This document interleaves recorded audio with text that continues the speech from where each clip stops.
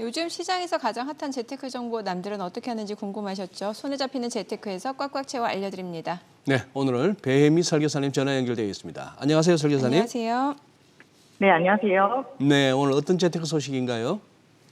네, 국제신용평가사 무디스가 미국 은행들의 신용등급을 무더기로 강등하면서 금융시장이 출렁이고 있는데요.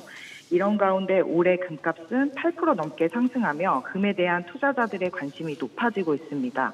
오늘은 안전자산 금에 대해 짚어보도록 하겠습니다. 그러니까 금의 인기가 다시 높아지면서 금 가격도 많이 올랐다라는 거죠, 지금? 네, 그렇습니다. 현지 시간 7일 월스트리트 저널에 따르면 금의 가격은 올해 약 8% 올라 1트로이온스, 약 31.1g당 1,970달러에 달합니다. 우리 돈으로는 약 258만 원입니다. 2020년 당시 트로이온스당 약 270만 원이었던 최고가 수준에 가까워졌습니다. 물가 상승과 금리 인상, 은행 부도 등 1년 넘게 금융시장이 출렁이자 안전자산으로 여겨지는 금의 인기가 올라가고 있다고 볼 수 있겠습니다. 네. 지금 그러면은 이런 분위기 때문인가요? 금화도 판매가 증가하고 있다면서요? 네, 맞습니다. 금화 판매량은 팬데믹 전후로 상당한 차이가 나는데요.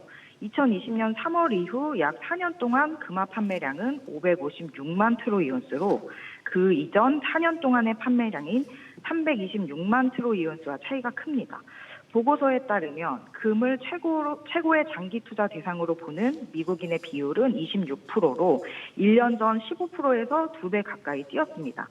지난 6월 한 설문조사에서도 현재 미국 투자자의 약 20%가 금에 투자하고 있고 금 비중은 더 늘어날 것으로 관측됩니다. 네, 세대마다 금 투자 방법에도 차이가 있을 수밖에 없을 것 같은데 MZ세대는 금 관련 ETF 투자의 비중을 높이고 있다면서요? 네, 그렇습니다.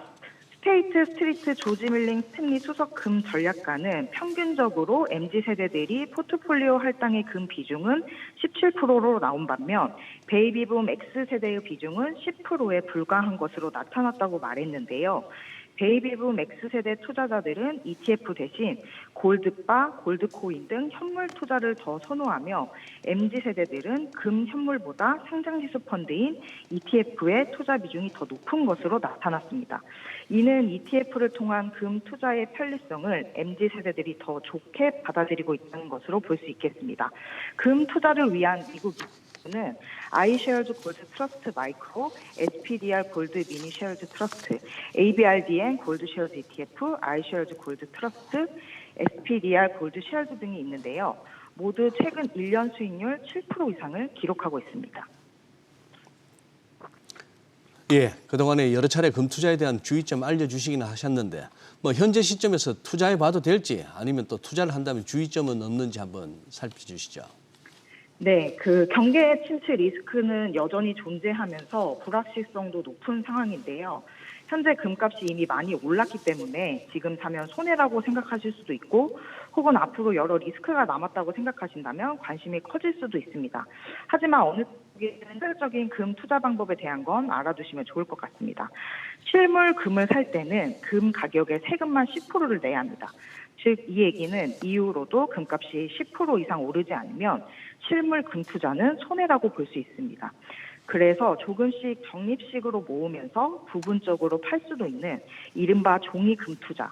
주식처럼 증권사 통해서 금을 1g씩 살 수 있습니다. 실물로 찾지만 않으면 세금도 없고 수수료도 증권사 온라인 수수료 정도만 비용이 들어갑니다. 반면에 시중은행의 금 통장은 증권사보다 조금씩 0.01g씩 살 수 있다는 장점이 있습니다. 그 대신 수수료와 소득세가 발생합니다. 금 가격 추이를 따라가는 금 ETF는 금 펀드 중에서도 수수료가 적은 편인데요. 이 또한 이익에 대해서 역시 소득세 15.4%는 붙기 때문에 잘 따져보고 투자하셔야 합니다. 네, 오늘 내용 잘 들었습니다. 고맙습니다. 네, 감사합니다.